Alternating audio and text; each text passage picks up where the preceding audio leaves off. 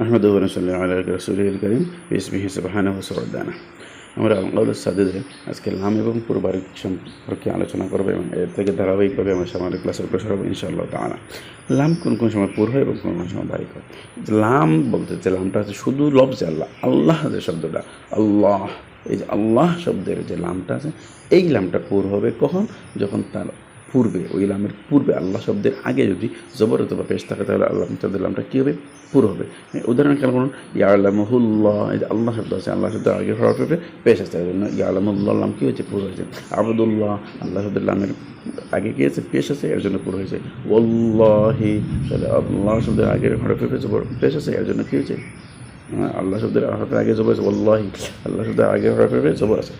তাহলে আমরা জানলাম আল্লাহ শব্দের আগের হরফের উপরে জবর অথবা পেশ তাকিয়ে আল্লাহ শব্দ কী হবে? পুর করে পড়তে হবে। আর যদি আল্লাহ শব্দের আগের হরফের নিচে জের থাকে তাহলে আল্লাহ শব্দের লামটা বারিক হবে, যেমন বিসমিল্লাহ, আলহামদুলিল্লাহ, উলিল্লাহ, এই বিষয়টা আপনারা খেয়াল করবেন। অন্যান্য যে লাম আছে, যেমন লা উকসিমু বিয়াউমিল বালাদ, লা উকসিমু বিহাদাল বালাদ, লা উকসিমু বিয়াউমিল কিয়ামা,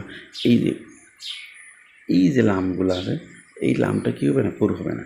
শুধুমাত্র আল্লাহ শব্দের লামের আগের হরফের উপরে জবর অথবা পেশ থাকলে লামটা কী হবে? পুর হবে। এই খেয়াল হবে। তখন দেখুন রায় পুর কখন হয়? যে হরফের উপরে জবর অথবা পেশ থাকলে অপচল অবস্থা পুর হবে।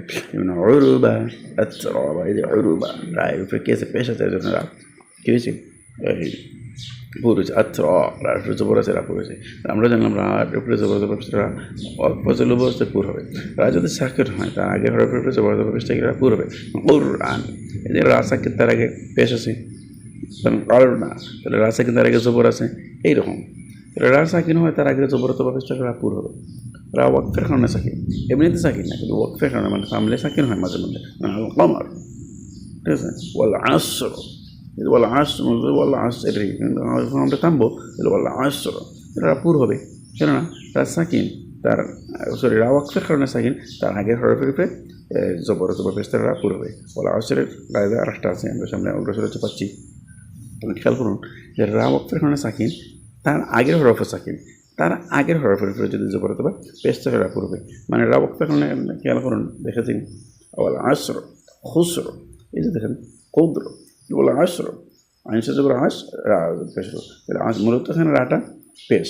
তাহলে রা ওয়াকফের কারণে এখানে যদি আমরা ওয়াল আসর বলি, থামি যদি রা ওয়াকফের কারণে সাকিন, তার আগের হরফ সাকিন, সাকিন, তার আগের উপরে জবর অথবা পেশ রাখবে, পুর হবে। এবার এখন রা ওয়াকফের কারণে সাকিন হইলে তার আগে যদি ওয়াও সাকিন অথবা আলিফ সাকিন থাকে তাহলে কিন্তু রা পুর হবে। যেমন আবরার, আমির, আমিরও তাবু, আমিরও তাবু, এগুলো কিন্তু পুর হয়। কারণ রা সাকিন তার আগে ওয়াও সাকিন অথবা আলিফ সাকিন, তাহলে কী হবে? রা পুর হবে। এরপরে যদি রা সাকিন হয় তার আগে হরফে যদি আসলি কাসরা বা জের থাকে, রায়ের হরফের পরে ইস্তেলা আছে দুইটি হরফ থাকে, তখন কিন্তু রাটা কী হবে? পুর হবে। যেমন রা সাকিন তার আগে ইস্তেলা আছে দুইটি হরফ আছে, ইস্তেলা আছে দুইটি হরফের যদি নিচে যদি জেরও থাকে তাহলে রা কিন্তু বারিক মানে পুর হবে। কারণ ইস্তেলা আছে দুইটি হরফ আছে, এর জন্য রা পুর হবে। সেটাই হলো আমাদের এখন কুল্লু ফিরকের রা, উহার রা বারিক হবে না পুর হবে, উপস্থিত যায় আছে। কারণ রা হরফের ইস্তেলা আছে দুইটি হরফ আছে, তাই রা পুর করা যাবে। আবার ইস্তেলা আছে দুইটি হরফ জের থাকায় আবার রাকে কী করা যায়? বারিক করা যাবে। তাহলে উদগুলো মিশ্র, এখানে দেখেন এই আপনার উভয় নির্ভরযোগ্য, বারিক পরে উচ্চারণের পক্ষে সহজ। তাহলে উদ্দুখল মিশ্র, মিশ্রটা পুরো পড়া যাবে, বারিক করা যাবে। তাহলে এখন আসলেই তো কিন্তু মানে বারিক পড়তে হবে। আবার যদি পুর পড়তে হবে কেন? যারা ইস্তেল আছে দুইটি হরফ আছে, এই জন্য বলে হয়তো দেয়াতে শেষে রাপুর হবে না বারিক হবে, এই সম্পর্কগুলো আমার এখানে দুইটি মতভেদ আছে। ওই মতভেদটা আগে বলে দিয়েছেন সংক্ষেপে। মিশ্রি শব্দের রাকে পুর, আইন কাদের রাগে বারিক পড়া প্রাধান্য দিয়েছে। মিশ্রি শব্দের রা পুর পড়বে, আইন কাদের রা বারিক পড়বে, কিন্তু নিয়ম অনুযায়ী তো এখানে একই নিয়ম হওয়ার কথা। রা সাকিন তার আগে ইস্তেল আছে দুইটি হরফ আছে, এখানেও কিন্তু রা সাকিন ইস্তেল আছে দুইটা, ক্ষেত্রেও কিন্তু রা সাকিন তার আগে ইস্তেল আছে দুইটি হরফ আছে, মিশ্রেও রা সাকিন তার আগে ইস্তেল আছে দুইটি হরফ আছে। কারি যারা বড় বড় কারি যারা ছিলেন তারা বলছেন যে আপনার মিশ্রটাকে কী করে দেবে? পুরোপুরি পড়তে হবে, ক্ষেত্রের আগে বারিক করে দিতে হবে। না, আমরা এভাবে করে নেব, সমস্যা নেই। কারণ খেয়াল করুন, বারিক ইসলাম রাহার যদি অসল অবস্থা মিলে পড়াশোনা জেরে যুক্ত হয় তারা কিন্তু বারিক হবে। আর রেজাল, আর রেজ, আনদিরিন নাস, ঠিক আছে? মানে এক কথা হরফের নিচে জের তারা বারিক হবে। রা যদি সাকিন হয় তার আগে হরফের নিচে যদি জের থাকে বারিক হবে। ফার্স্ট বির সদর, এই যে রা সাকিন তার আগে হরফ ফার্স্ট বির, আগে হরফের নিচে জের আছে, এর জন্য রা বারিক হয়েছে।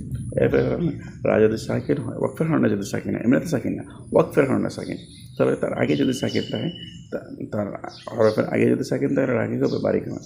রা সাকিন ওয়াকফের হরনা সাকিন, তার আগের হরফ সাকিন, তার আগের হরফের নিচে জের, এর জন্য রা কিন্তু বারিক হয়েছে। খবির রা ওয়াকফের হরনা সাকিন, ইয়াস তার আগে ইয়া সাকিন, তার আগে জের, তার জন্য রা বারিক হয়েছে। কদির রা ওয়াকফের হরনা সাকিন, তার আগে সাকিন, তার আগে হরফের নিচে জের থাকার কারণে রাখি হয়েছে, বারিক হয়েছে। এরপরে দেখুন সূরা বাকারা ইয়াবসুত এবং আয়রা সূরা বাসতা শব্দদের সদের স্থলে সিন পড়া জায়েজ। এখানে ইয়াবসুত সদের স্থলে আপনি সিন পড়বেন, এটা জায়েজ।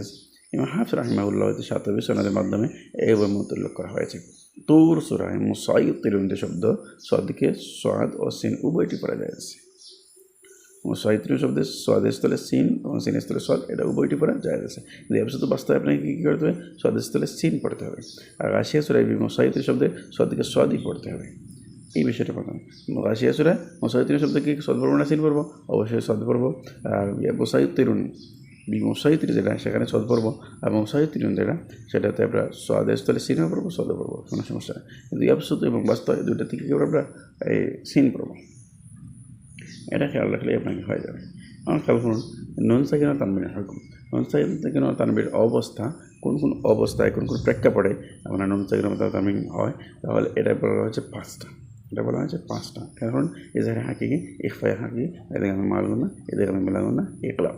কারণ এখন এজাহারে হাকিকি, এজাহার শব্দ হচ্ছে প্রকাশ করা, তাজবিদের পরিভাষায় হরফকে গুণনা ব্যতীত তার মাহরাজ যদি উচ্চারণ করে ইজহার করে, ইজহার হাকিকি মানে যে ইজহার, ইজহার হাকিকি হরফ মানে তো ছয়টি হামজা, হা হা খ আইন আইন, এই ছয়টি হরফকে ইজহারে হালকিও বলে। এই ছয়টি হরফ যদি নুন সাকিন অথবা তানবিনে পড়ে আছে, তাহলে নুন সাকিন বা তানবিনকে ইজহার মানে স্পষ্ট করিয়া পড়িতে হবে। যেমন মান আমানা মিন হাদ মিন আকলিন মিন হাদিদ মিন গিল্লিন মিন খাইরিন, নুন সাকিনের পরে হয়েছে, নুন সাকিনের পরে হাইছে, নুন সাকিনের পরে হামজাইছে, এগুলো কী হবে? কোনো গুণনা হবে না, স্পষ্ট করিয়া পড়িতে হবে। আমাকে খেয়াল করুন নুন সাকিন ও তানবিনের মধ্যে পার্থক্য। নুন সাকিন ও তানবিনের মধ্যে পার্থক্যটা হচ্ছে নুন সাকিন ও তানবিন ওয়াকফাসুল নুন সাকিন, শুধুমাত্র নুন সাকিন, ওয়াকফাসুল উপ অবস্থায় কিন্তু বিদ্যমান থাকে। ওয়াকফাসুল উপ অবস্থায় নুন সাকিনে থাকবে, ওটা পরিবর্তন হবে না। কিন্তু তানবিন কেবলমাত্র উচ্চারণ ও অচল অবস্থায় বিদ্যমান থাকে। তানবিন উচ্চারণ ও অচল অবস্থায় বিদ্যমান থাকে। যেমন কোনো শব্দ শেষে গুলতা, গুলতার উপরে যদি দুই জবর থাকে, দুই পেশ থাকে, দুই জের থাকে, তাহলে গুলতা তামার সময় হা হয়ে যায়, লাস্টে সাকিন হয়ে যাবে, সেখানে আপনার তানবিন উচ্চারিত হবে না। কিন্তু নুন সাকিন যদি আপনি আলামিন, সেখানে যদি নুন সাকিন দেওয়া থাকে, ঠিক আছে, মিন মান, এখানে নুন সাকিন থাকলে থামলেও নুন সাকিন, না থামলেও নুন সাকিন। আর যদি তানবিন কেবলমাত্র থামলে কী হয়ে যাবে? হয়ে যাবে তানবিন বিদ্যমান থাকবে না, অচল অবস্থা শুধুমাত্র বিদ্যমান থাকবে। এবং দেখেন একটা হাঁকে একটা শব্দ গোপন করে, আর একটা গেম হরফ হচ্ছে কি 15টি, এই যে তাসা জিম দেওয়া হয়, একটা হাঁকে কি বলে মনসাকিন বা তানবিনের পরে 15টি হরফ আসলে মনসাকিন বা তানবিনকে গুণ না করিয়া পড়িতে হবে। যেমন দেখেন মানথাবা মিন সাআতিন মানজা, এগুলো মানজা, এই যে মনসাকিনের পরে জিম আসছে, মনসাকিনের পরে সিন আসছে, মনসাকিনের পরে তা আসছে, এগুলো হচ্ছে এখফার হবে। আমাদের এদগাম শব্দের আবেদন করতে মানে প্রবেশ করানো, মিলানো। এরকম দুই প্রকার মালগুনা বেলাগুনা। মালগুনা হরফ আছে মাত্র 4টি, ইয়ানুন মিম ওয়াও, ইয়ানুন মিম ওয়াও। উদাহরণ মাইয়ারমার, এই নুন সাকিন বা তানবিনের পরে যদি এই 4টি হরফ আসে, তাহলে নুন সাকিন বা তানবিন গুণনা করিয়া পড়িতে হবে। মাইয়ারমার নুন সাকিন মানে ইয়াটা আসছে, এজন্য গুণনা হয়ে যায়। হেত্তা তুন্না রূপে রাখুন তুন, এই যে তাদের পেশ তুন, নুন সাকিন তানবিনের পরে নুন আসছে, এর জন্য এখানে এদগামে মালগুনা এটা খেয়াল করবেন। কিন্তু দেখেন এদিকে মালগুনা হরফ যদি একই শব্দের মধ্যে আসে, তাহলে এটা কী হবে না, এদিকে হবে না, এখানে স্পষ্ট করে পড়ে যাবে। যেমন দুনিয়া, বুনিয়ানুন, শনিওয়ানুন, কাইনওয়ানুন, এই 4টি হরফে কী হবে না, এদিকে হরফ আসার পরেও এদিকে হবে না। কেন? কারণ একই শব্দের মধ্যে আসে। তাহলে সোজা কথা যে এজাহারে মুতলাক কাকে বলে? এদিকে মালগুনা হরফ যদি একই শব্দের মধ্যে আসে, তাহলে এটাকে কী বলে? ইজহারে মুতলাক বলে। যখন কারণ এদিকে বেলাগুন না, এদিকে বেলাগুনা হরফ আছে মাত্র 2টি, রোয়ালাম মনসাকিন বা তানবিনের পরে এই 2টি হরফ আছে, গুণনা ব্যতীত পড়িতে হবে। মিল্লাদুন মনসাকিনের পরে লামাস, মির রব্বিহিম মনসাকিনের পরে র আসে। একলা শব্দের অর্থ হচ্ছে পরিবর্তন করা। মনসাকিনের পরে তানবিনের পরে যদি বা আসে, তাহলে বাটা হচ্ছে একলাবের হরফ, শুধুমাত্র একটি হরফ আছে বা। নুন সাকিন বা তানবিনের পরে যদি বা আসে, তাহলে এটার নাম হচ্ছে একলাম। নুন সাকিন অথবা তানবিনের পরে যদি বা আসে, এটার নাম হচ্ছে একলাম। যেমন মিম বাড়াদি, নুন সাকিন বা তানবিনকে মিম বানিয়ে পড়তে হবে। কাকে মিম বানিয়ে? ভাঁকে না, নুন সাকিন বা তানবিনকে মিম বানিয়ে পড়তে হবে। খেয়াল করেন এই যে বাড়ি ইউমবিতু আলিমুম বিমা নুন সাকিন বা তানবিনকে নুন সাকিন অথবা তানবিনকে মিম বানিয়ে পড়তে হবে।